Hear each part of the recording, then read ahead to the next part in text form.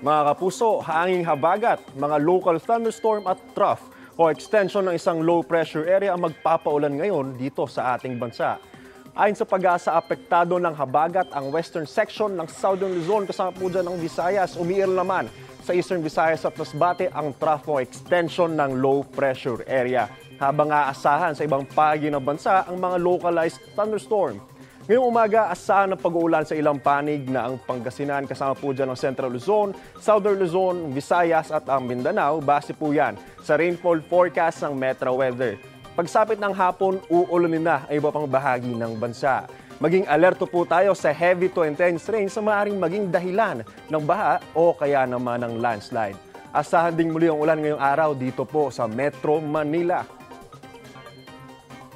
Ako po si Anjo Pertiera at yan ang latest mula sa GMA Integrated News Weather Center.